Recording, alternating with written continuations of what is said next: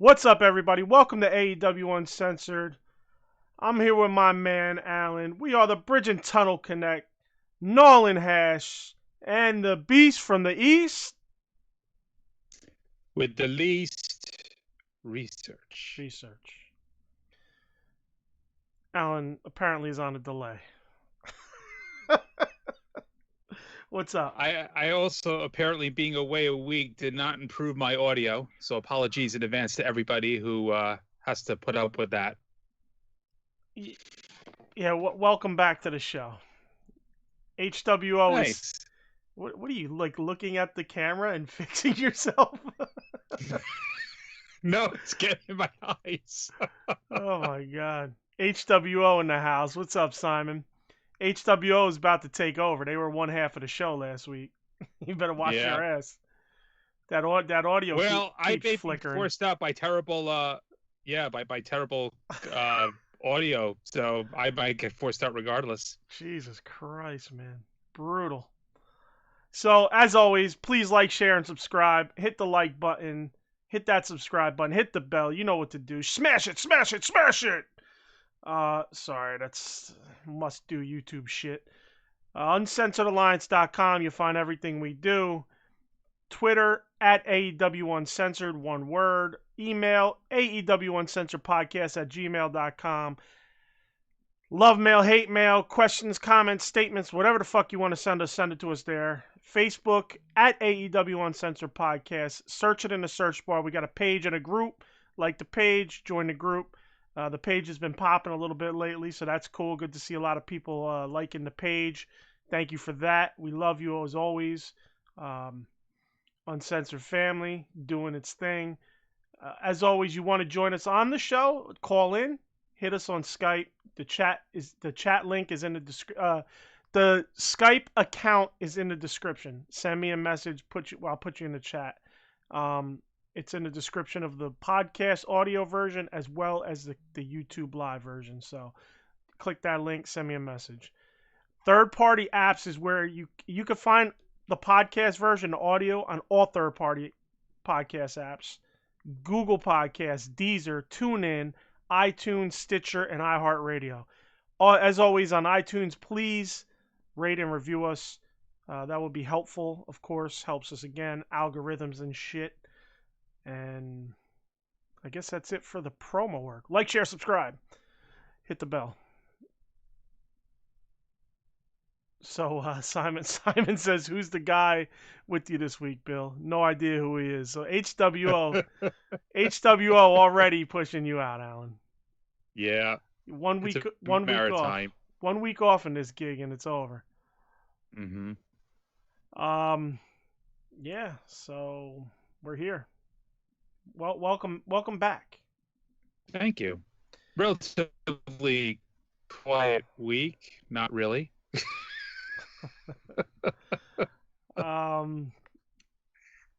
Shout out to Thailand. Thank you, Thailand. We were like as high as number 2 in Thailand for wrestling podcasts, and that's awesome. Shout out to them. We dropped out a little bit, then we came back and dropped out again and came back. So we fluctuate in Thailand. Looks like we got a good number of listeners in Thailand. Shout out to you out there in Thailand if you're listening, for the support. Share it, please. Share with all your friends so we could stay on top of the charts out there. But and as always, shout out to all the listeners. We love you. You're part of the AEW Uncensored family. We kind of look at it like we're the Bobby Heenans and you guys are the ass kickers. So without the ass kickers, who the fuck are we, right? We're just some mouthpieces. So Simon says the HWO are huge in Thailand. If we're lucky, within a couple of weeks, they'll have their own custom shirts. You'll see a lot of folks in Thailand just wearing HWO, doing the motion and whatever. The HWO Uncensored soon. Heel World Order. There you go. So, yeah, man. Let's start it off. Yeah, I got nothing miscellaneous this week. Like I said, I mean, obviously not a quiet week in the world. Relatively quiet week outside of what took place on the shows. Got a couple viewers. Shout us in the chat, man. We want to talk to you. Get with us. Yeah. Let's have some fucking fun. Yeah, there's not much. We'll start off with the few things we got on Dark. So we get Brodie Jr. The only things of note for me were Brodie Jr. and Marco had a little showdown in the ring. Brodie Jr. cuts a promo on Marco, telling him when he gets bigger, he'll be taller than him, and all this good shit. I thought it was funny. I thought it was great. Apparently, he wrote his own promo, and honestly, probably promos better than 50% of the wrestling business. Probably. They get into a little pull apart, and then Brodie Jr. gets away and jumps on him and starts hitting him. Bro, I was fucking dying. For me, it was great. It was fucking gold. I know I'm very, very how do you say? I'm very critical when they do weird shit. Like I just saw like a clip, a post today about who's a guy that who retired and just came back recently. R-rated super. What's that guy's name? Edge. Right. Apparently he had won the title in I guess 05-ish, and they had a segment where him and Lita basically had this love segment in the middle of the ring. Yeah, live sex scene. Yeah. So for me, shit like that just has no business in wrestling, So I'm very critical of shit like that. But this is, I mean, it's kind of a spontaneous thing. He's kind of hanging around with Dark Order. He's obviously getting the love from the AEW crew. So I'm okay with this. What's up, Spartan Puma? Fuck, Alex. Can you stick to a name? I can't keep track of you, bro. you're like Typhoon. Yeah, he was Alex Puma, right? Yeah, you're Tugboat, you're Typhoon, now you're fucking Shockmaster. I can't keep up with you, bro. But so usually I'm critical of shit like this. As far as what's going on, I love it. I enjoyed it. I thought it was fun. And now I'm going to kind of put you on the spot. You kind of, when we talked about this a little personally on the side the other day, you kind of were not up with it. So let me feel your vibes here. Yeah. So, first of all, yeah, because I feel like when I said what I said, at first it felt like it was very personal. Like I'm saying anything against, Brodie Lee Jr. or -1. I am very glad that they are going to push him, that they're going to take care of him. And he is set, hopefully, in this company. And I'm very happy that they're fulfilling, a dream for him doing this. My only problem with the segment is that I felt like it jumped the shark a bit as far as what it did to Marco's stunt. Because Marco's stunt, and I understand, he's got a specific station in this company, and he's going to be this tiny guy, and he's going to be set in a role. But if there's ever going to be a point where he's going to get a live crowd behind him again, and perhaps possibly maybe years down the line, step himself up, he's never going to be taken seriously again after something like this. That was my problem with the segment. He is, you're right. He's a jobber. I totally get that. But he's also got a lot of charisma. I didn't even give my side of this argument yet. You're already jumping the shark. You're jumping the shark, pal. Go ahead. Well, I'll give you my opinion. That I gave.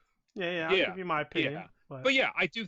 I think that I don't like the idea that he is going to, forever remain pigeonholed. Because here's the thing: if they ever put him up against somebody, right, and we're going to get into this with Dynamite, you're never going to be like, well, who's he going to beat? He's never going to beat anybody ever because he's getting put in his place by -1. Well, you're never going to be able to believe. Yeah. Let me cut in right there. I never expect him to beat anyone anyway. That's my opinion. I already have no expectations of Marco's stunt beating anyone. And if he does, it's going to be some random guy that means nothing in the grand scheme of things. You see, that's where my argument lies. And this is not to shit on Marco, because I actually like Marco. I like what he does with Sammy in his vlogs. I think he's a good dude. It's nothing personal. But in the confines of the wrestling business, Marco's stunt, in my opinion, loses nothing in that segment. You know, if anything, he shows that he's willing to do something like that and have some fun. And you know, he's already done the goofy shit already, which makes him not so serious, in my opinion.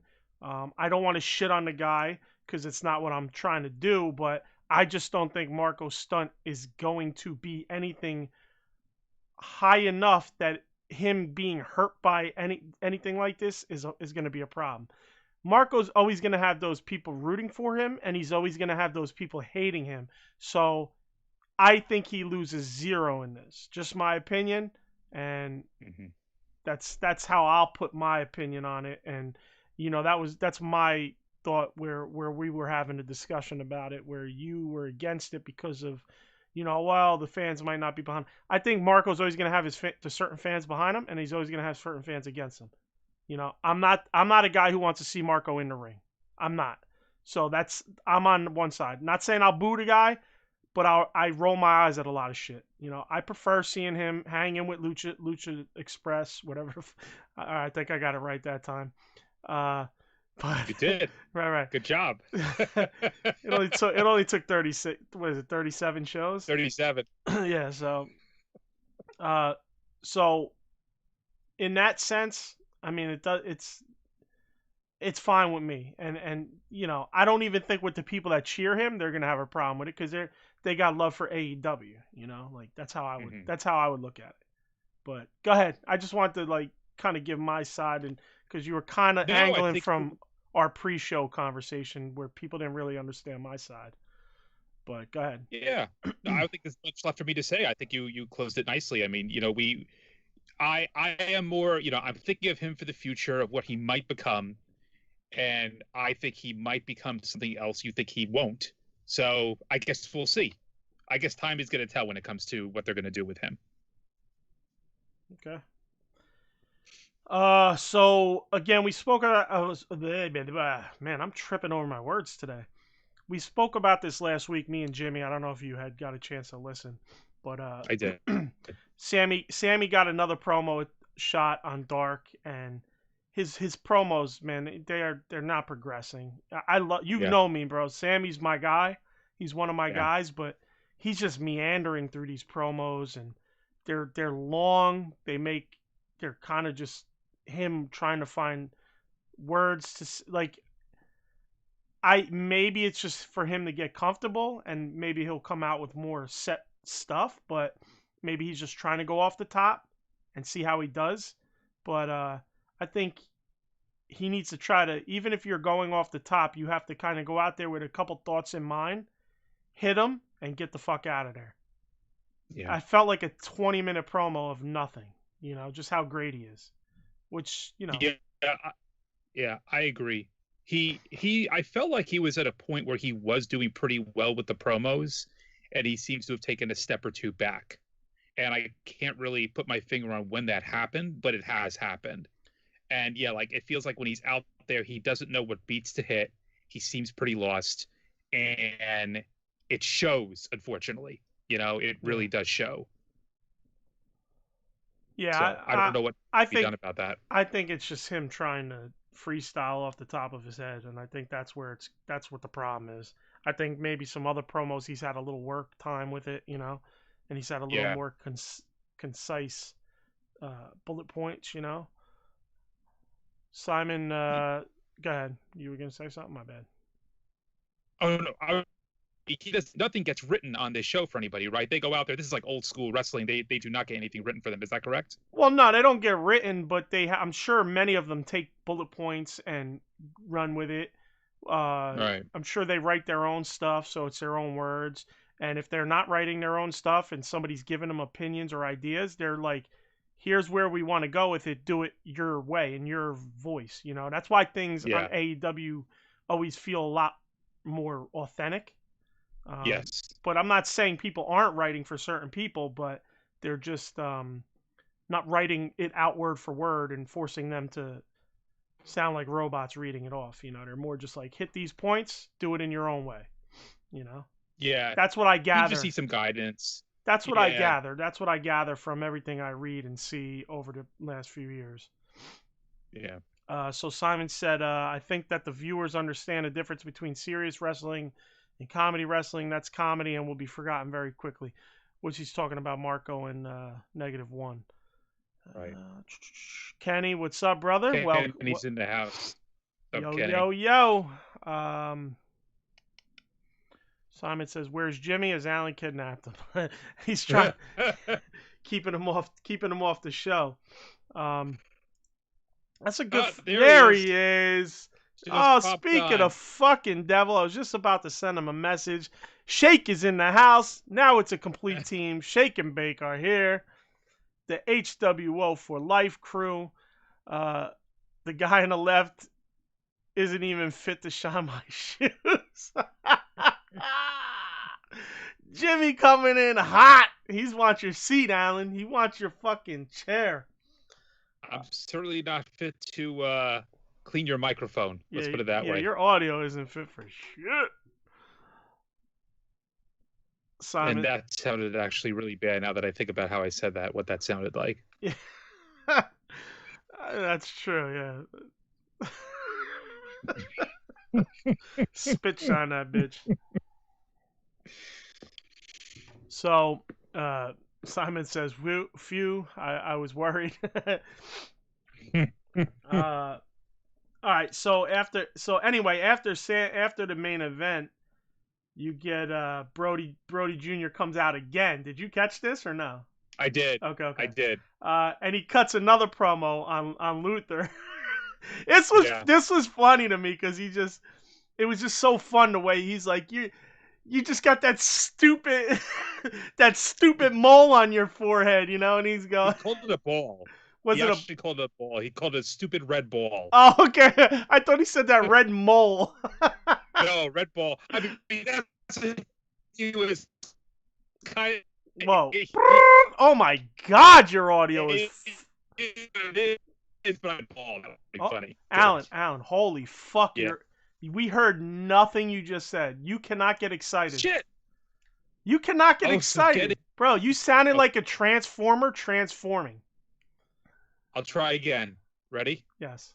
Yeah, it was really funny because he was referring to the mole but calling it a stupid red ball. Ha ha ha ha. I was absolutely dying over it. Ha ha ha ha. Is that better? Yo, honestly, you came through perfect. When you got excited, your audio was trash, bro. What do you got? This is now how it will be. Yeah. Yo. This is how. Jimmy says Alan's stealing McDonald's Wi-Fi yet again. Yo, you know how Alan lives up in the fucking hills in fucking Yonkers? He's trying to steal the McDonald's fucking Wi-Fi that's all the way down the mountain there. Yeah. I want my single, double, and triple cheeseburger from them as well. Is that coming through okay? Yeah, you're clear now. And Simon said, anyone know what robot Alan's saying? Oh, man. Jimmy says, Alan bots roll out. Cue transformer noises. Simon says, Optimus Alan back in the building. Oh, my God, bro. You're getting shit on, bro. Yeah, you might have to try this on your phone next week, bro. Like this is. Well, we tried the phone and that was even worse. Yeah, but I'd rather you sit on your phone like right next to the router and just talk to me. Oh, or outside or something, or in a fucking another room. Ben right. Stein. Oh yes, Ben Stein. Yeah. Clear eyes. Yeah. Clear eyes. Clear eyes. That's fucking Jimmy. All right, we're getting off the fucking rails, but all right. So Dynamite. Let's start it off. We get Bucks, SU versus TH2 and the Acclaimed. Now, fucking people shitting on the Acclaimed and their rap gimmick. Eat a dick because I fucking love it. and I don't care what you say. And I thought this was one of the better ones where he comes out and he says, if you think we're John Cena's, well, y'all are a bunch of Janettis. Fucking popped me. He wouldn't even give him the love to be the Michaels, which is, clearly where the Bucks get a lot of their, the rockers and Shawn Michaels, and you got Matt Jackson with the dangling cross earring like Shawn Michaels used to rock. So he wouldn't even give him the respect to say they're a bunch of Shawn Michaels. He called them a bunch of Marty Jannettis, bro. And today, calling somebody a Marty Jannetty means a lot worse than what one would think it would mean. Yep. Simon says best rap ever. Yeah, so I just put holy fuck, Castor killed it, because definitely killed it with that Jannetty line. You know how much I hate waves. They wave to each other. They wave each other. Wave, wave, wave, wave, wave, wave, wave, wave, wave, wave, wave, wave. This motherfucker wants to be the queen. He waves so much, Matt Jackson. Bro. Yeah. Go ahead. Just take it, because I'm fucking go ahead. Nuts. I was just gonna say I hate the two of them, and wait till we get to the end of the show, and I'll tell you what I thought about the two of them. They're both just, especially Matt, is just awful. Matt is the fucking worst, bro. I'm done. Like, I'm officially Young Bucks done. Like, like they've had great matches. I'm not gonna sit here in front like they can't wrestle, but Matt Jackson did more waving than fucking people waving at the fucking Thanksgiving Day parade, bro. Like, it's fucking crazy, man. I can't call it. I don't like. I can't stand the wave as it is. It's just so fucking phony. Yeah, come on, come take this move that I'm gonna give you. What? Yeah. If somebody waved me on and I knew they were gonna kick me in the fucking face, you think I'm running after them? No! Stop waving. That's not how the fuck you fight. You don't wave in a fight. I don't go, hey, buddy. I don't do that. And that's it. I don't fucking wave. I'm over the Young Bucks. They are fucking done in my eyes. D-O-N fucking E. Done. Done. I'm done with fucking Matt Jackson. I mean, Nick Jackson I'm alright with, but still he's part of the Young Bucks, so he's fucking done too. Yeah. Wave me the two of them got more waves in the fucking ocean, man. They're performing like they're stuck in the indies still. Because in the indies, everything can be overly choreographed, and they're acting like everything's overly choreographed here. And exactly, they're not. You can't believe in what they're doing because, the waving is. This motherfucker got more waves than Teddy Pendergrass. I want to make sure that laugh came through. Yeah. We got it. Some old bullshit, man.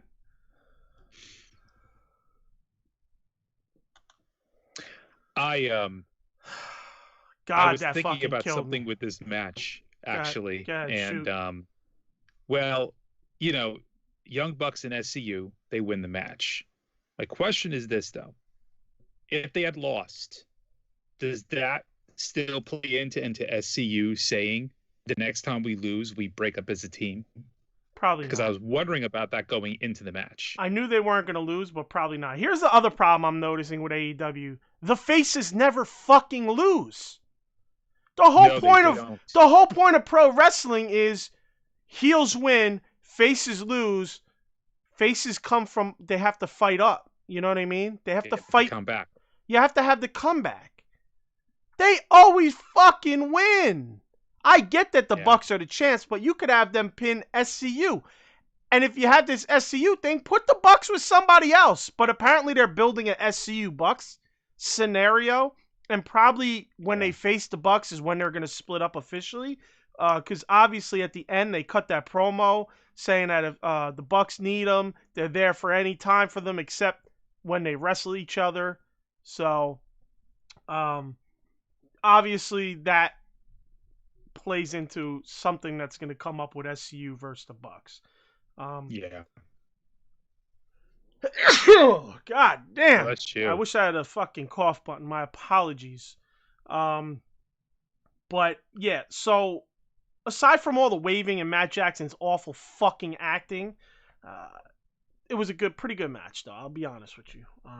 Yeah, it was a very decent match. Yeah, overall. So real quick, before we kind of step into the the the interview there, or the promo at the end, let's see what the chat has to say, because we covered a lot of things real fast. That was probably worthy of some flames, and I apologize that I didn't toss them up. Kenny says, "I'll give it to you, Bill. That was actually pretty good by Acclaim." So Kenny's fucking jumping ship, bro. He's on. Spartan Alex Bobby Puma, whatever the fuck his name is this week. Sorry guys, I gotta go, and if I don't get back in time for notifications on, I put something I can't read. It's like I4 notifications on now, so I can join next. Okay, cool. So he hit the bell. Thank you. Jimmy, the Acclaim killed it as much as Alan's audio kills the show. Boom, mic drop. Jimmy's fucking angling. And Simon says the HWO waves when we fight. You motherfucker. And then Kenny puts 3 wave emojis. Jimmy says HWO does whatever we want. Cool for life. Cool. I don't know. Cool. Is that a cool emoji? The sunglass emoji? That is a cool but that is not a life hand. So I don't know what that is. That's a life hand. Yeah, that's a L. Yeah. It's the only L. Well, I mean, it depends. You're right. I see what you're saying. It's like a point. It's more of a point, but yeah, close enough. He's doing this. Yeah. Maybe it's the only option they give. And then Simon has a bunch of hand emojis waving. So, all right. The end, we get that promo, and obviously, like I said, I mean, it looks like, from your point of view, you would probably agree with me or disagree with me that it looks like they're building up for a match between those two, and obviously that's where the split's more than likely going to come. Well, they're definitely building up for, and I agree with you. And again, to this, but it's even accentuated more based on what happens at the end, that these two teams are going to be on opposite sides of the fence. So yeah, I completely agree. That's going to lead them to breaking up. All right. So next we get Moxley with a promo. It's great seeing him back, obviously, after a bunch of weeks. We here at AEW Uncensored fucking love Mox promos. I don't have much info. I didn't take much notes on exactly what he said, but he did say he will be Omega's boogeyman, which I really liked. Which, it keeps Moxley in the picture. So we'll see where it goes. Yeah, definitely. Good foreshadowing with it. Yeah. Did you have anything on the promo itself? No, it was a very typical great Moxley promo, and it was a nice, it was a nice way for him to come back. I can't remember how long he's been out, but certainly it's nice that they're not just 2 to 3 weeks, maybe. Probably 2 to 3 weeks. It's nice that they're not just bringing him back and just turning the page. They're bringing him back, and they're still keeping him in the picture with Omega. So that's good that they're not just, let's just give him another opponent. Right.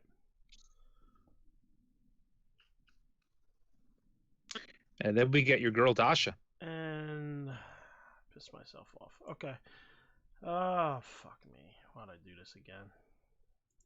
Technical Bill fucking up again. Alan's audio is shit, and I ain't even recording it. So, oh my god. That's all right. The audio version of this podcast will be a few days late, because I'll just have to wait till the fucking YouTube. We need to start. I have an idea. We need to start as part of our spiel, the Beast from the East with the least research, and then I go, Bill, are you recording? Oh my god. Anyway, fuck. And that could be a shirt. Bill, are you recording? That's a shirt. Right, yeah, tight that up. That's another shirt. Jesus. I'm writing that up as we speak. I think this is like the second week in 3 weeks that I forgot to record the show. So basically Did you do it this week? Well, yeah, I did it last week. The only thing that means is now I have to wait for YouTube to, I don't know, transcribe whatever they do to the video, the live video, till I could download. They go through, they transcode it, and then I guess it's available for me to download. So that usually takes, honestly, like a day. It's crazy how long it takes. So I'll just download the audio, I'll rip it, and I'll put it up for the podcast version. I apologize, but it'll be a few days late for the listeners listening on audio. And I don't know why I'm talking about all this live on air, but I'm just very frustrated right now. Like I said, twice in 3 weeks. So between that and fucking Optimus Allen over here, I don't know how much fucking worse this can get. Well, at least now I know what tone I need to speak in order for me to be understood. Oh my God. Jimmy fucking got you, bro. What's been out longer, Mox or Allen's Wi-Fi? Yeah, my Wi-Fi ever since August. Kenny, a.k.a. Bait, comes back and says Allen's Wi-Fi hasn't even debuted yet. Okay. Vicious. Podcats 34 is about how bad it can get. Oh, well. Oh, is that when you were 30? That's when we had to bounce you out and brought the fucking peanut gallery in. That was the best one, I thought. Oh shit. No, Allen is the best one. Is that what you're saying? Well, just the fact that we were able to get a bunch of people on in one shot to be able to chat, that was a lot of fun. Yeah, it was pretty fun. All right. So, like you said, we get my girl Dasha. She's out there with Chuck Taylor and Orange Cassidy for the promo. Blah blah blah blah blah blah blah. Miro comes in. Blah blah. Young boy. Blah blah blah. Challenge next week.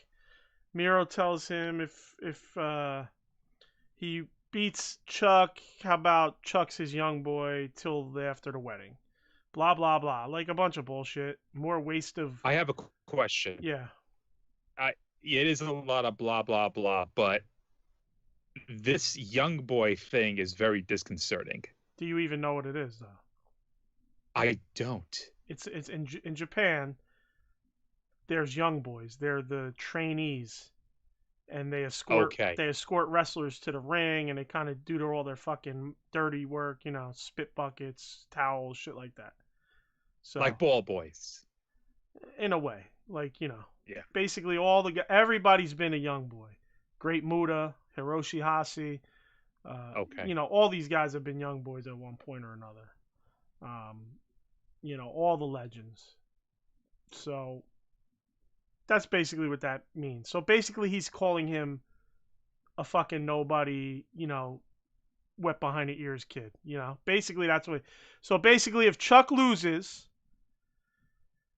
he will have to be Miro's young boy up until right after the wedding. So that basically means he's gonna lose. Miro's gonna fucking beat him and then basically abuse him until then, which will be interesting to watch. But how much less interested can I be in a fucking feud or what Miro's doing right now?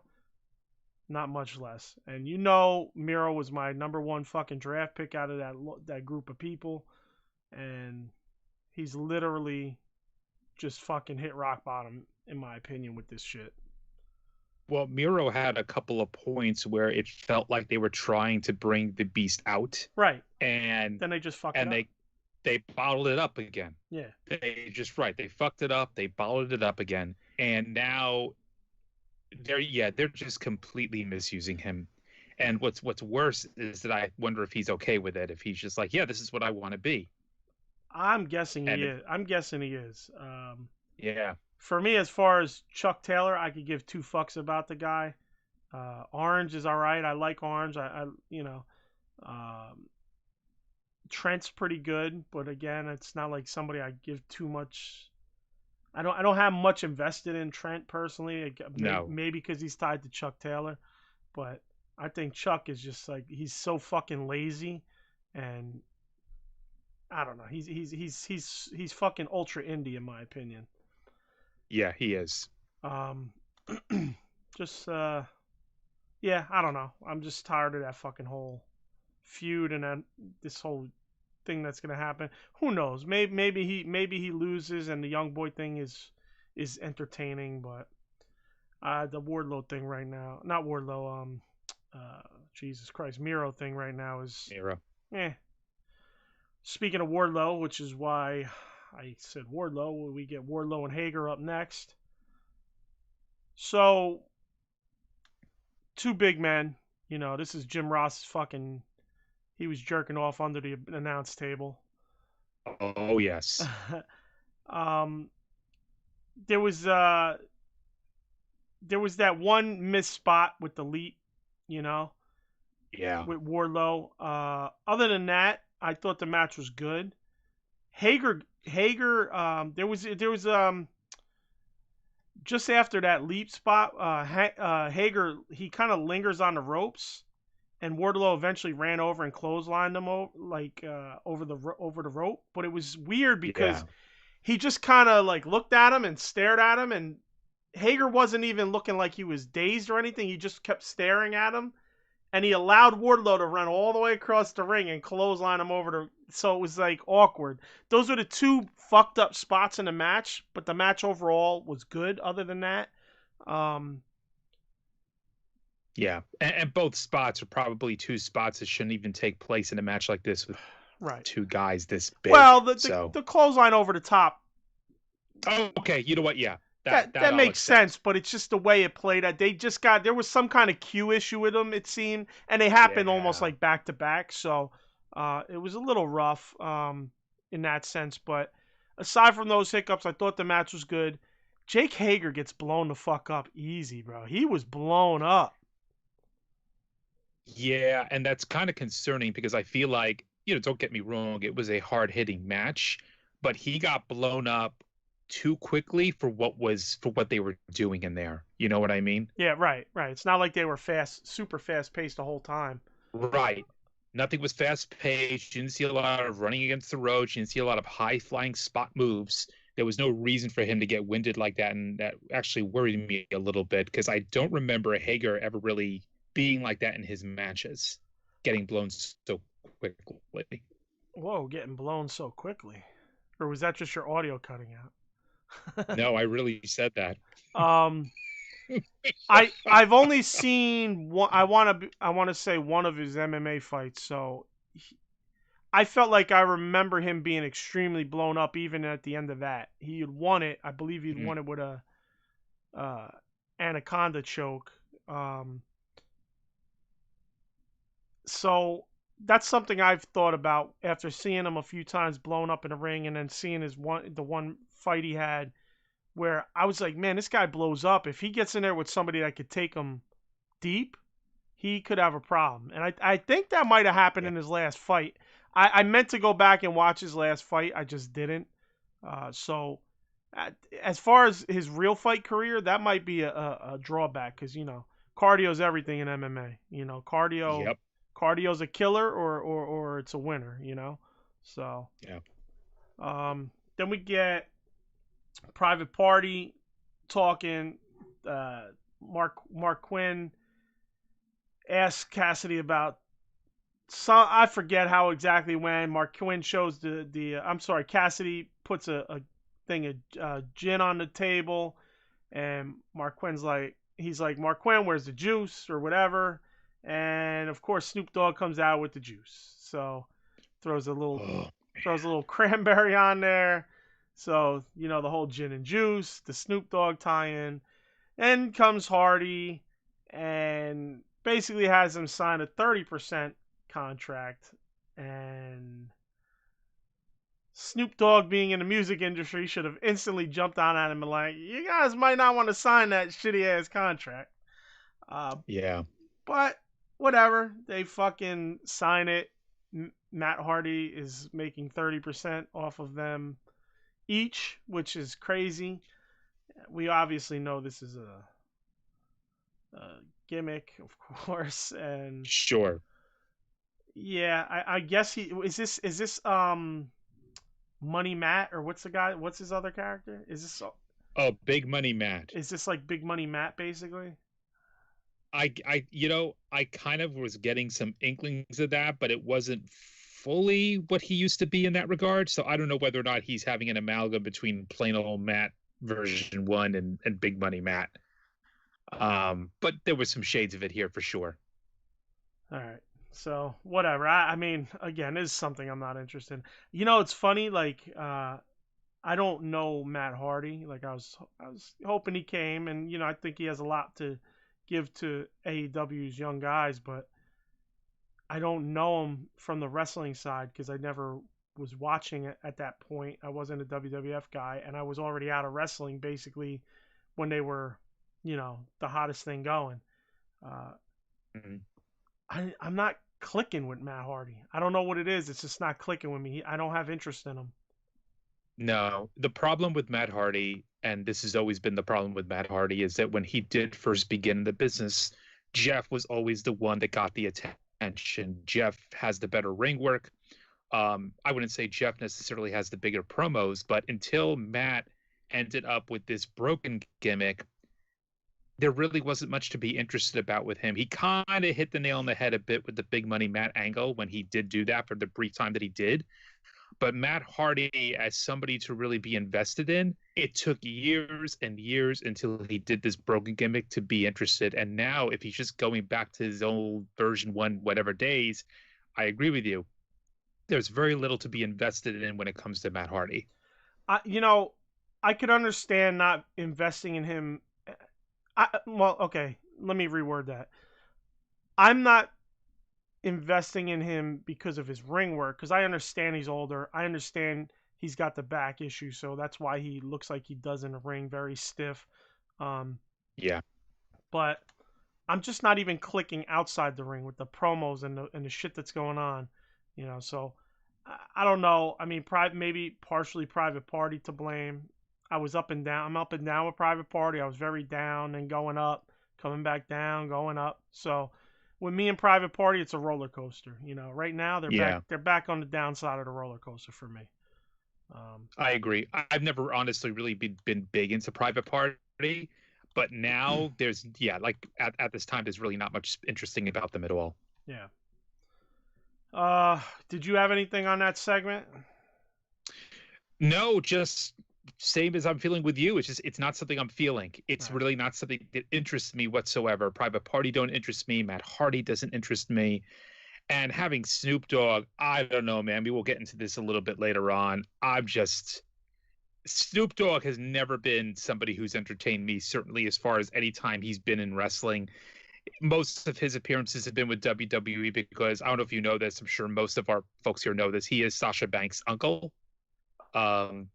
So I kind of wonder now if there is going to be some friction there, the fact that he's with AEW. But I got no interest whatsoever in Snoop Dogg. I never have. Yeah, I'm a hip hop head, so I was definitely into early Snoop Dogg shit. Second out, man, maybe first album, his shit with Dre, obviously. Right. So in terms of that, I also have to be honest. I went years without listening to Doggy Style, and I listened to it again, and I go, man, it doesn't fucking hold up. It just didn't hold up for me. Obviously, it had some good songs still, but it didn't hold up. On top of that, I'm not a big Snoop Dogg fan. I don't like some of the shit that has happened or has been said over the last decade by him. Yep. Agreed. So I am not the biggest Snoop Dogg fan. I'm fine with Snoop Dogg being on this. He definitely brings the eyes. I had a change of heart of that shit. Usually it's something I wasn't interested in the past. What's his name? Who's the big motherfucker? Mark Henry is the one that kind of flipped my mentality on that.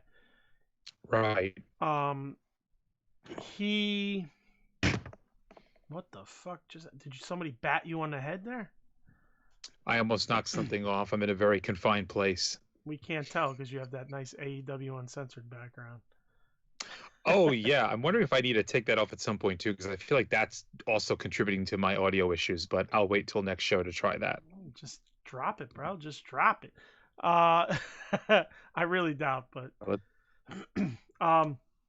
So for me, honestly, I would have preferred him on commentary, if anything. You know? Yes, I agree. It would have made way more sense. Even if he came back later on commentary. He didn't have to be the whole show, but it kind of just didn't make sense in the few little roles he had. Yeah, I agree. So then we get to Cage and Darby for weigh-ins for their match next week.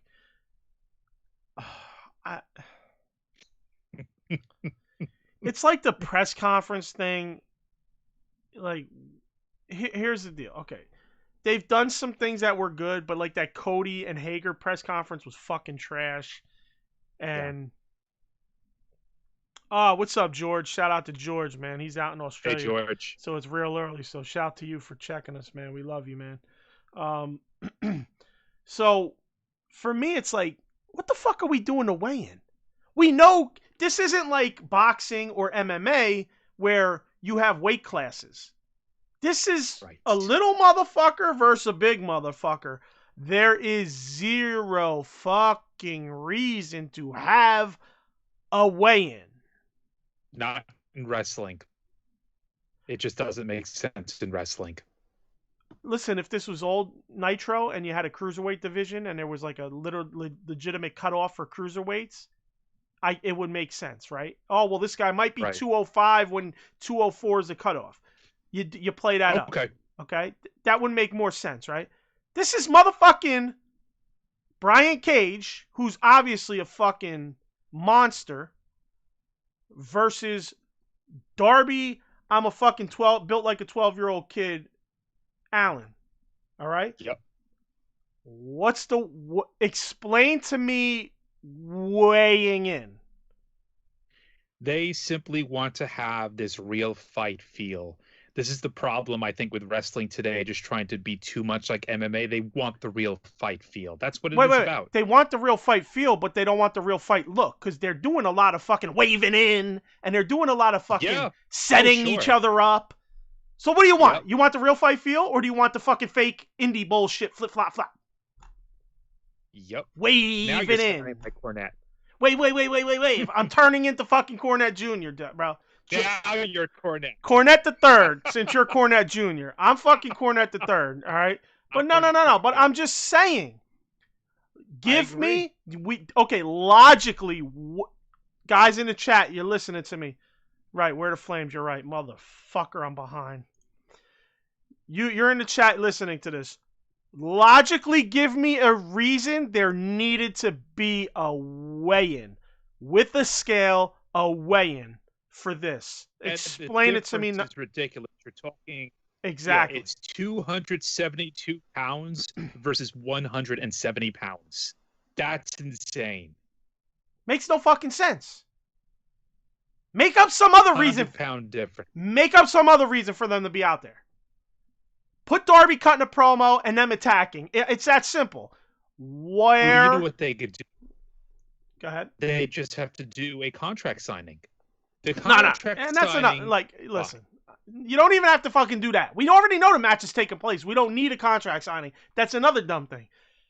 Put Darby out there, speak his mind, say what the fuck he's got to say, get jumped by them, or get fucking surrounded by them, and then let the lights go out and Sting come out and do absolutely nothing but look at the ring, which is another fucking dumb thing. And I'm the biggest fucking Sting mark on the face of the fucking planet. Now I'm starting to agree with everybody. I was waiting for you to finally get on board with that. Do you remember what I said 2 weeks ago? 2 weeks ago, I said this is like a fucking comic strip where every day is the same and then you get a little progression, a little progression, a little progression. This is the same shit every This was reverse progression. This time he just looked at everybody and walked the fuck away. That's all he did. I don't even remember how it went down, but all I remember is him just looking at people and leaving or some shit, or they left, or I don't know what the fuck. I don't even remember, but that's in my mind what I remember. Like, he wasn't in the ring, right? He didn't even make it to the ring, right? He just took a low. He eventually did go into the ring with Darby. And then Taz just goes, he's sick of the snow and he's sick of Sting. Right. And next week, new champion will be crowned. And then you just got Sting and Allen exchanging looks.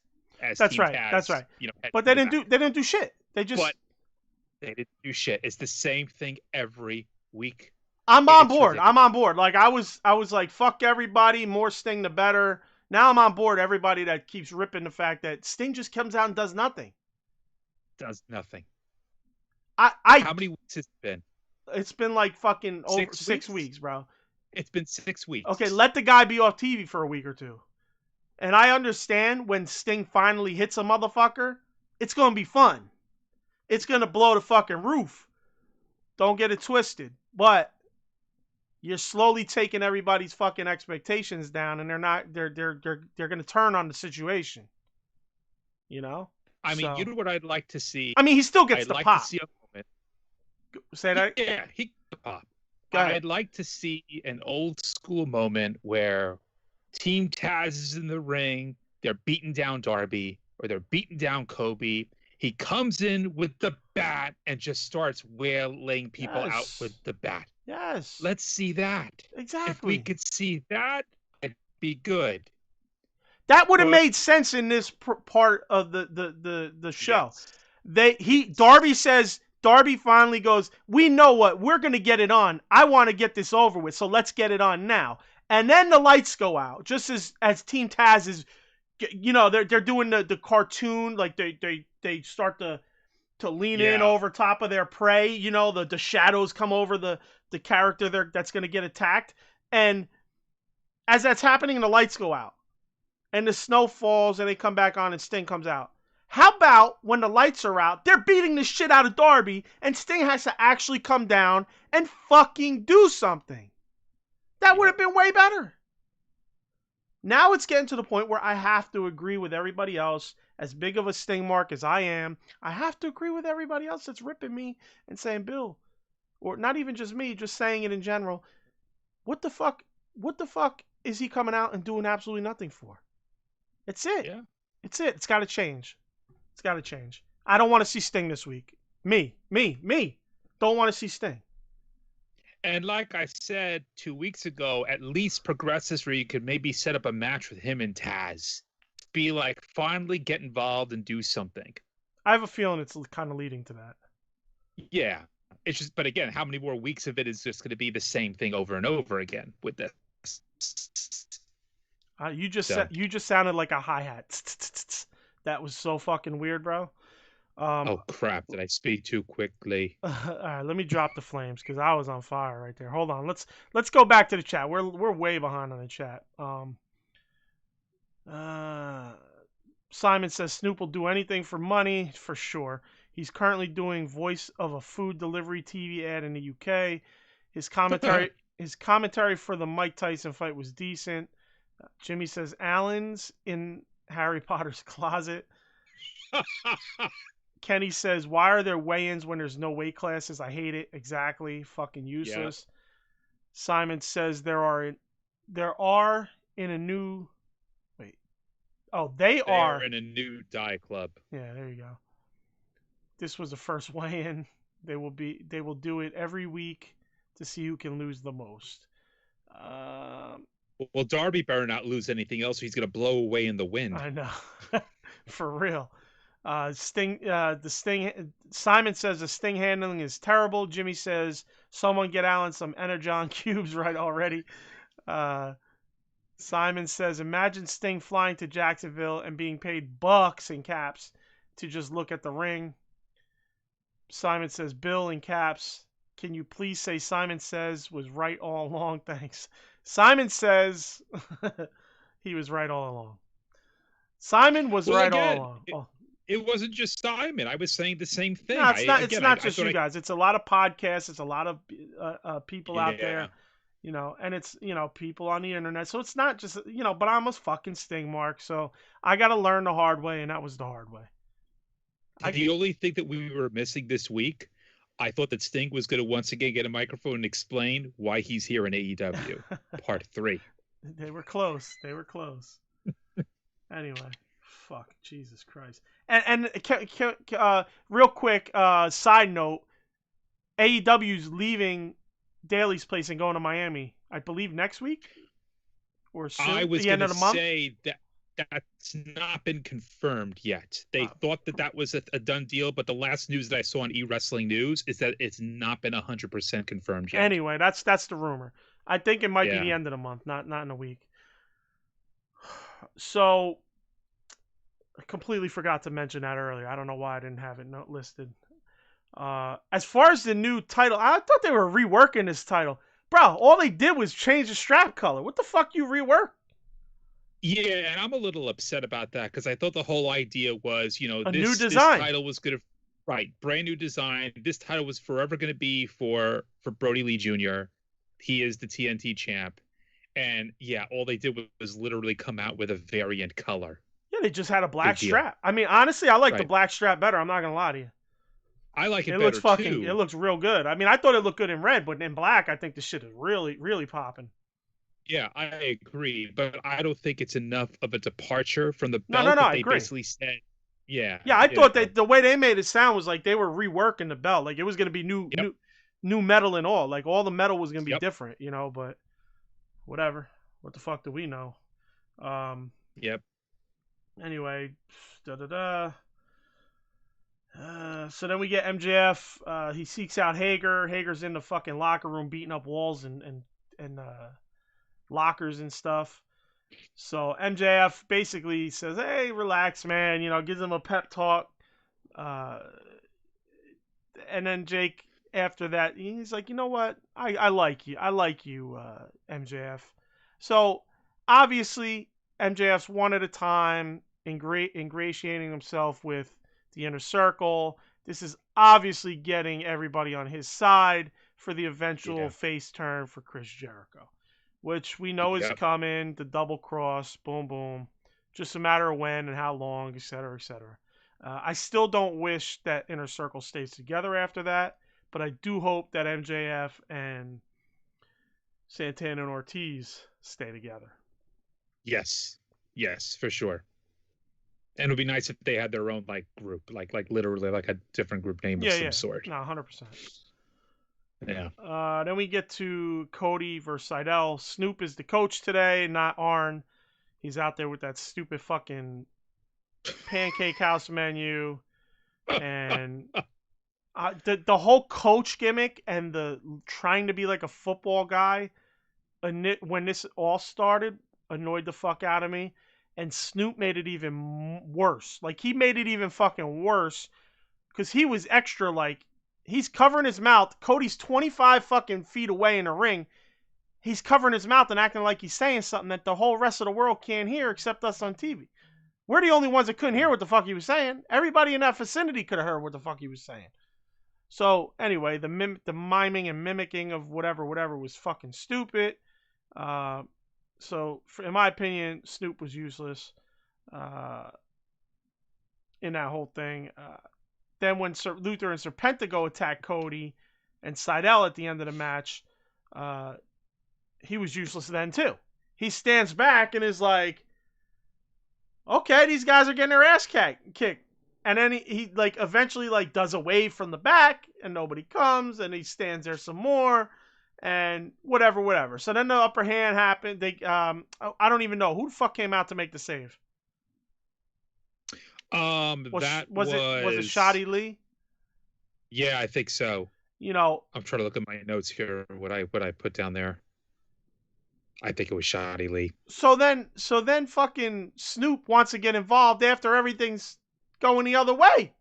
Then Snoop climbs the top rope, and Snoop, I'm like, man, Snoop, please bust your ass. I was hoping for Snoop to fall so bad because that would have been fucking epic, and he didn't. But then he hit the worst. It's funny. He was set up, right? Who'd he land on? Fucking Luther? Serpentico. Was it Serpentico? Right. So yeah. Serpentico was set up, right? And Snoop is like, no, bring him closer. Like you see him like tell him to move him in. So they move him further in, and basically Snoop fucking lands his knees on the guy's fucking chest because he should have just left him where he was. He'd have been fine. Left him exactly. It would have should have just stayed where he was. Yeah, it would have looked good. So not great, but it would have looked way better. Instead, it looked like fucking trash. But it was an awful frog splash. Like Eddie Guerrero is rolling over in his grave Well, over I that mean, I frog. wouldn't call that a frog splash. I would call that a fall splash. All right. I didn't see any frog happening there, bro. Like that was a fall splash. Real quick, back in the chat, Kenny says MJF is trying to prove he's a team player. Leave the goat alone and let him be the best. MJF 2021, of course, that's Kenny. And Simon says MJF to take over the HWO in 2021. Bro, that would be great if fucking MJF is in the chat. I'll let him take over. Simon says a frog crash. Yeah, there you go. Oh man. So next up we get Shida versus Abaddon. The match itself was good. I just wish they'd stop making it like Abaddon is breaking skin with these bites, and then they're putting out on social media pictures of the bites, and it's literally like teeth marks straight down that look nothing like an actual bite mark would look if it happened. Stop with the makeup. Stop with that shit. Like, fuck makeup. If it's not real, don't fucking just try to make it real. Like, especially if you can't even fucking get the bite marks to look well when you make up them on. They don't even look like bite pattern fucking marks would look. So that annoyed me. I saw the picture today, I believe, of the bite mark picture that they put out, because they try to sell it. Because on the show, she covers it up because obviously there's no fucking holes in her neck. I just wish they'd get rid of that shit, the blood. If you want to make her bite her, cool, bite her neck. But you don't have to have blood with it. You know what I mean? Right. Make her bite the neck. That's fine. I get it. It gives off the idea. The blood is just forcing you now to make everybody... it's just forcing everybody to go, come the fuck on. Everybody's going, at the same time. It takes you out of it. Right. And it's like, it was a good match otherwise, honestly. Like, I'm not going to... Sure. It was a good match. I mean, overall, what was your take on all this? The match is good. I do, however, feel like for how they built this and built this and built this, you had this point where Shida was actually afraid of Abaddon. Mm-hmm. It ended a little too neatly. Abruptly. I felt like that ended like, boom, done. Right. Like, it felt like there was no crescendo and win. It felt like it kind of came out of nowhere, in my opinion. Right. Which is, exactly. It was a little strange. The finish kind of like was... I felt that for... Go ahead. Yeah, I felt that for how they built it, this should have been more of a struggle with the finish. Yeah, exactly. You should have had her crawling on hands and knees to win this match. Yes. And it just felt too abrupt. Rushed. Yeah. We get Conti and Anna Jay. They got a promo. Basically, it's a promo for Conti, but she's aiming at Serena Deeb, and she's going to be challenging for the NWA title next week. So in this, if you didn't, I mean, most people probably caught it, but she, the whole Ty Conti thing was, and Dark Order was kind of a thing at one point. They kind of abandoned it. And in this video, she was backed by Dark Order. She had the Dark Order shirt on. I'm very interested to see where they're going with this. I'm not against it. I like it because obviously I think her and Anna Jay are a fucking great team. Even I don't prefer them to be a tag team, but in terms of their friendship and what it brings to them together, or separately, I should say, I think is great. Let's see where that goes, but a very interesting little piece there where she had the Dark Order shirt on and backed by Dark Order in that promo. Yeah, I mean, I would have liked, like you said, from the storytelling perspective, I would have liked to see some kind of a transition where she actually does join Dark Order instead of it just being like, she's there. Yeah. She's with Dark Order. But I'm looking forward to the match because obviously I'm a big fan of Deeb, and Ty Conti is fantastic with the jiu-jitsu and with the judo, and I think that it should be a really good match. So I'm looking forward to that. Yeah, I agree. Real quick, Simon says the second commentary said that Abaddon is a human that thinks she's a zombie. Killed it for me. Yeah, I didn't honestly. I didn't hear him say that. I gotta be honest with you. I Sometimes didn't hear that either. yeah, sometimes I tune out the commentary. I'll catch things here and there, but then he says, Tay Conti is the future. That's from Simon. For sure. Yeah. For sure. Then we get the main event. We get Omega versus Phoenix. Now, Phoenix almost fucking kills himself with that dive. Yeah. That dude was going 90, bro. He flipped so fast and so hard, he hit the top of the rail with his ass, and that's what kept him from going over the rail into the crowd. Yep. He would have fucking, if you notice, I think people were expecting that because they separated. Nobody stayed there to possibly catch him. If you look after he hits it, there's like nobody in that straight lane he would have went into, which is crazy. But that was like I felt like he was at 100 miles an hour going on that dive. Yeah. Crazy. Bro, that match was bananas. That was a fucking great match. Hey, who would have guessed? It was fantastic. Who would have guessed it, right? I mean, only two great fucking wrestlers, you know? But yeah, I was impressed, obviously. No, well, yeah, I can't even say I was impressed because we know both of these guys are great. But I was just very entertained by this match. I thought it had some great shit going on in it, as most of these guys' matches do. So, as far as the match itself, what more can you say than it was great? I mean, no, it was fantastic. Yeah, it's 20. It's obviously early in the year, but I could see this match being a match of the year candidate. It was just so well done, so well choreographed. The two of them, again, they have very good fluidity with each other. They have good chemistry with each other. And the only thing that disappoints me, I guess, is that I would have liked to see this be more of a multi-match feud, which obviously is not going to happen. Right. But that would have been nice to see, considering this performance. Well, now they're transitioned. They're going to transition it to next week. Is what? Is it Pac? Pac is going to be wrestling? Kenny? Next week, I believe it's Pac. Hold on. Pac is facing Kingston next week. Oh, it's Kingston. Who was Kenny? I thought Kenny was supposed to wrestle one of these guys next week. Kenny is wrestling. I was probably wrong. You know what? I don't see Kenny on the card for next week. I probably in my mind for some reason I kept thinking it was Pac, but I think you're right. It was Kingston. Oh. Go ahead. And one thing, I don't want to change the subject, but this is interesting. I'm looking at the lineup for next week. We're actually slow down. Awaiting. Oh, sorry. Slow down. Go ahead. Start over, Roboto. I did not want to change the subject, right. But I found it interesting to see that next week on Dynamite, we're getting the waiting room with Cody. Yes, I saw. So that's interesting. I didn't realize that. Yeah. Anyway. So anyway, Kenny's beating up I don't remember the exact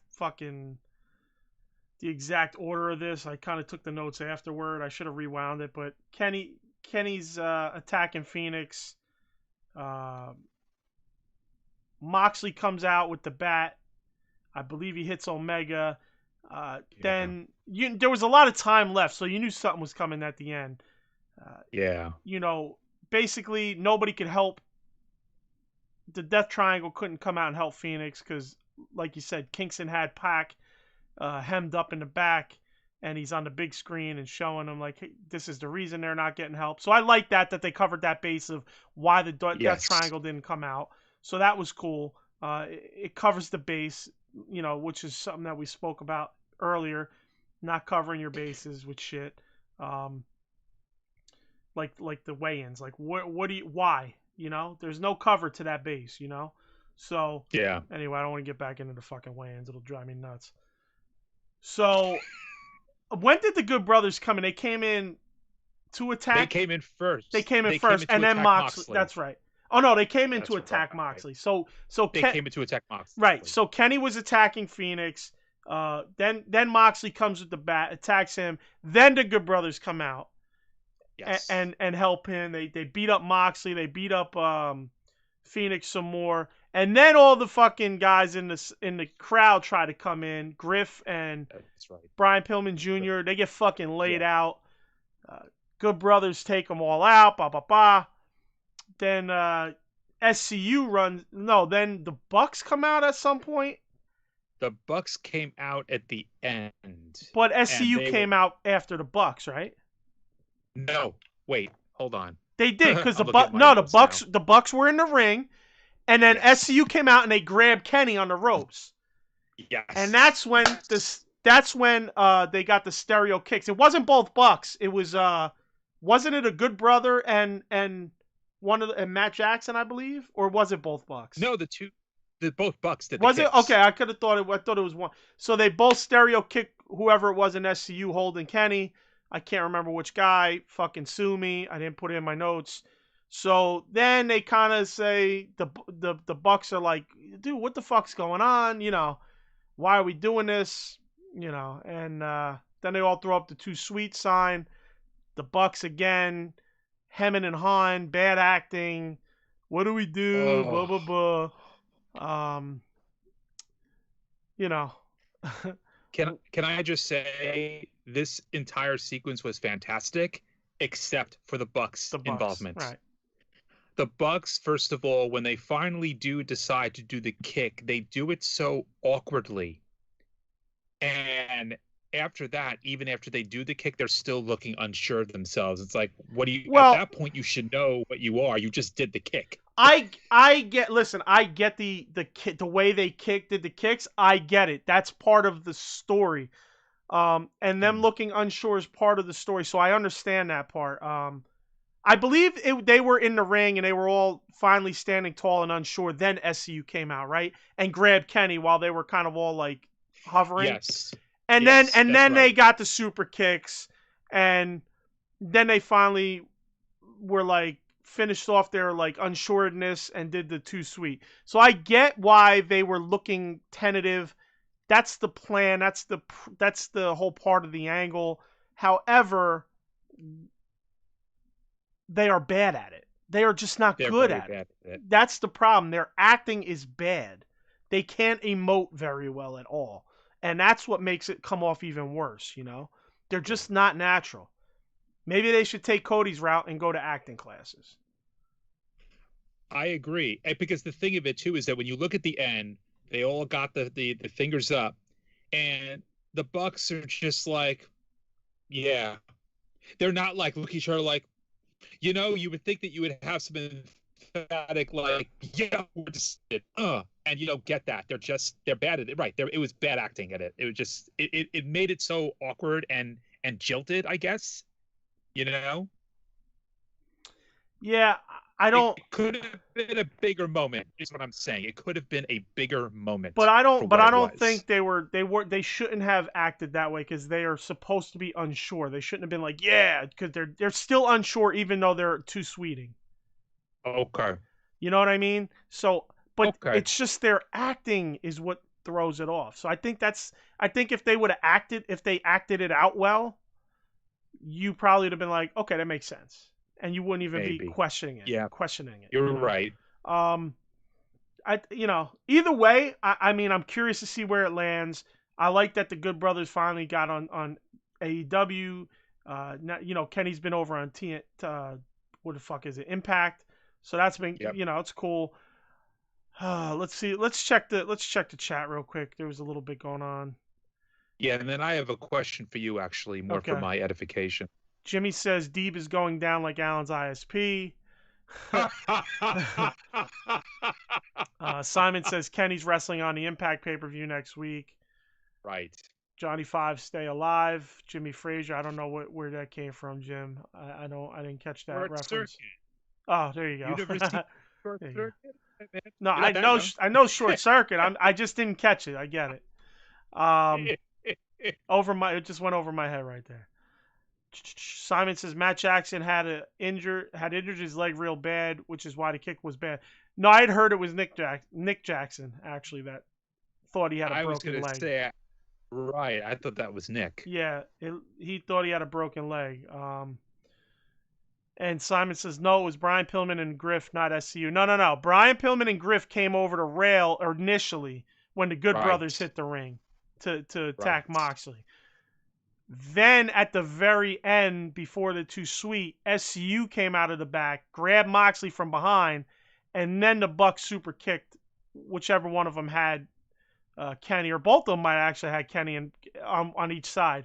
And I think they both did. Yeah, they were basically like, waiting for the Bucks to super kick Kenny, and they basically super kicked SCU. Again, leading back into the whole SCU Bucks earlier shit that went down, more flames to the fire. Then Simon says the Bucks were trying to make it look like a tough decision to do the hand gesture, do the cease and desist. Nah, I don't think it was because of the cease and desist. I think they were trying to make it look tough because they don't want to be, they're trying to not to be heels, and they're like, well, these guys are heels right now. I think that's why they were trying to make it look like it was a tough decision, and they're just very bad at making it look like a tough decision. Jimmy says, I don't speak robot. Can we get subtitles next week? Oh my God. Actually, Jimmy, you could do that yourself on YouTube. I believe YouTube has an option for subtitles. Beep bop wop me nya nini na bop, whatever the fuck the Transformer fucking sound is. Go ahead, you can do it. So here's my question. Oh yeah. No, the nini bop thing that everybody does. The nini bop. Oh, okay. I don't know what the fuck it's from, but it's a Transformer. That I'm not so good at. So here's my question, and forgive me, this is probably a very stupid question because I can't keep up with this. Mm-hmm. New Japan still holds the rights to the Bullet Club name. Is that correct? And that's why they're called the Band here? I don't know. I don't know who owns Bullet Club. I mean, I guess. Because I remember this came up in WWE where it was felt that AJ Styles and Garrison Anderson were going to become the Bullet Club, and they became the Band. And when they called them the Band here, I had totally forgotten about it, and I thought that maybe that was because I think New Japan still holds the right to the name.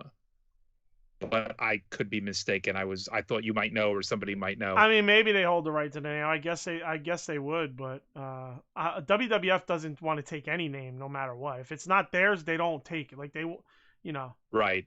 If a guy keeps his name after coming to WWF, it's like shocking.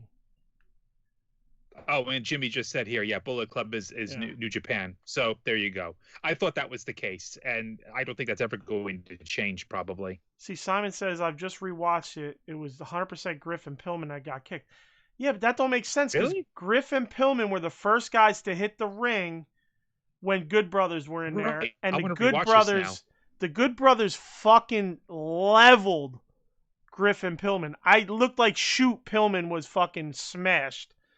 And they fucking ran him off. The whole super kick thing was at the end. That was like in the middle of the fracas.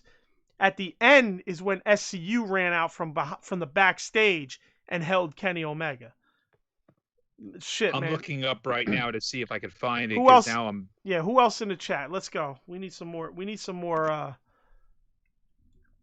backup. Because I know AEW did put up the video, so let me just. I'm looking for it now on their channel. Because now that's driving me nuts. Simon says next week I need another Simon Says was right from Bill. See, he says, sorry, boys, it was Griffin Pillman that held Kenny. I don't fucking... Really? Bro, I don't know about all that. Here it is.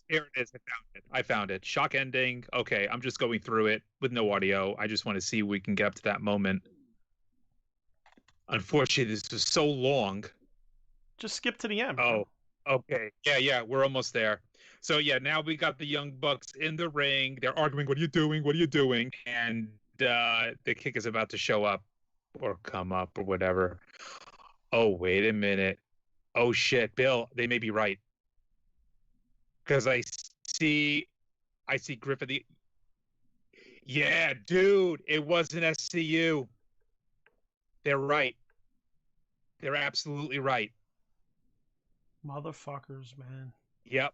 Simon Says, I could have sworn it was SCU as well.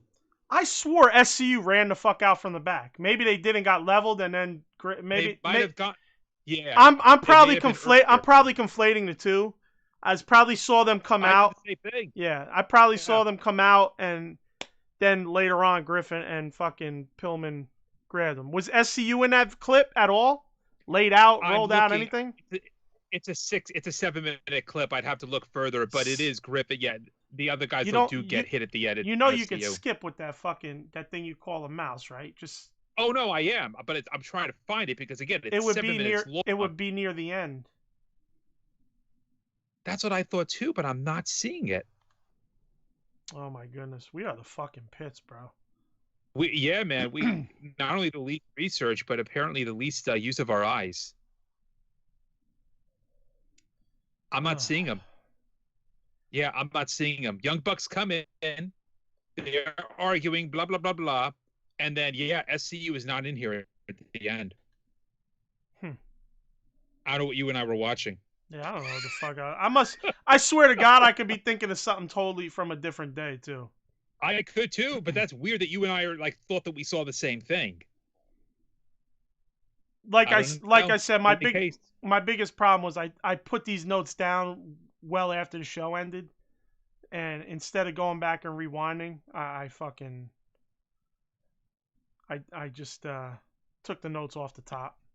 Yeah, Simon is saying SCU never came out, and I'm thinking he's correct because I'm skipping around through this video and I do not see them. Yeah, no, I don't see him either. He's right.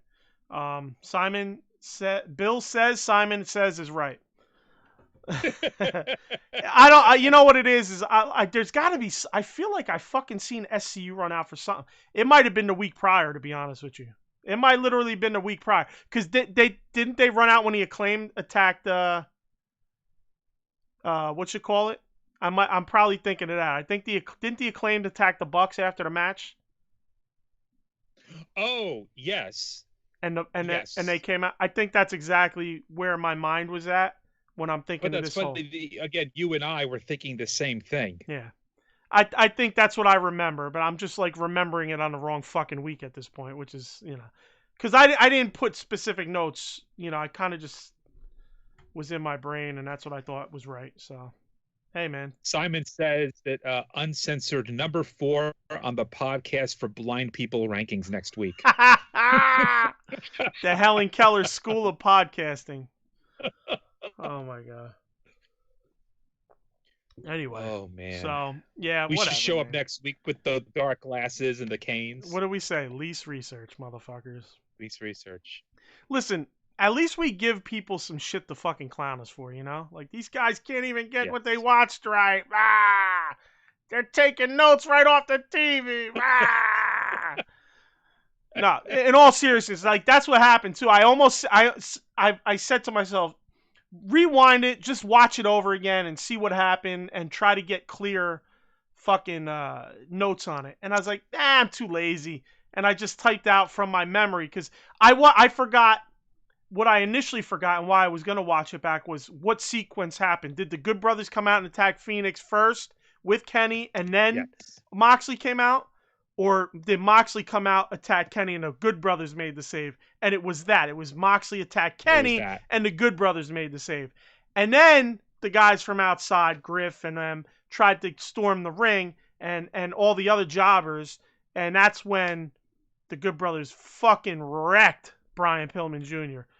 And all I saw was that dude fucking go down in a heap. I was like, oh, he took a bad one. And then that's in my mind for some reason. I knew somebody came from behind, grabbed Kenny, but in my brain I was thinking the week prior when SCU ran out to save the Bucks. I was thinking they were the ones running out to hold Kenny, and then they super kicked him. So what I said earlier makes no sense about SCU and the Bucks furthering their storyline. I have an excuse for why it all feels the same. It's because every week it's the same thing with Sting. So we're getting all of our weeks mixed up. That's what it is. Everything's being conflated. Oh, man. Let's see. So let's see what they're definitely fucking shitting on us, apparently. Let me see. I know they gotta be. Maybe I'm wrong. Kenny said yes. Kenny said sorry was them. Simon says 605. Simon says never doubt the power of the HWO. You're right. And SCU never came out. We've established that. And, of course, he said we are going to be on the Helen Keller fucking rankings. Last comment. Simon says, too lazy to record Alan's audio. Too lazy to watch AEW. Damn. Oh, my God. Listen, with friends like these, who needs enemies, right? Right. Well, that was fun. That was fun. We took a great main event and a pretty damn good ending and just fucking wrapped that thing around a tree, bro. All right. As always, like, share, subscribe, hit the thumb, hit the bell, please. Algorithms and such. Smash the like button, hit the subscribe, share it, hit the bell. Make sure to hit the bell. Bing, bing, bing. UncensoredAlliance.com. Find everything we do there. Twitter, AEW Uncensored. Email, AEW Uncensored Podcast at gmail.com. Jesus Christ. What am I saying? Okay. Like, share, and subscribe. Yeah, no. I got caught up there. Email us, comments, questions, shit like that. All right, this is falling apart. Facebook, AEW Uncensored Podcast. Search bar. We have a page and a group. Join a group. Like the page. Get our podcast audio version of the podcast on all third-party applications. You can also get it on Google Podcasts, Deezer, TuneIn, iTunes, Stitcher, iHeartRadio. Please rate us on iTunes and write a review. Skype, you want to join the show, click the link below in the video or click the link in the description of the audio version of the podcast. Send me a message. I'll put you in the chat. That was a fucking disaster as well. We have to, of course, end the show with a bit of a shit show. So shout out to, sorry about that. Shout out to everybody in the chat. We love you guys. Peanut Gallery, the fucking AEW Uncensored family. Shout out to everybody in Thailand. You motherfuckers are killing it. Keeping us on top. Germany, I don't know what the fuck happened to you. And where were we big the week after that? Philippines. Philippines, you're slipping. We didn't see you at all this past week. So Philippines and Germany, man. You're slacking. But real quick, the ending of the chat, say Jimmy says HWO taking over. Simon says lockdown is getting to me. Jimmy says when isn't this show off the rails? And Simon says car crash podcasts are the best. So we love you guys, man. We love you guys. Yep. And hopefully we can transform Alan back into a real boy next week. Instead of the robot that he is an Autobot at this point. And that's it. Love you guys. Peace. See you next week. Peace out. Peace.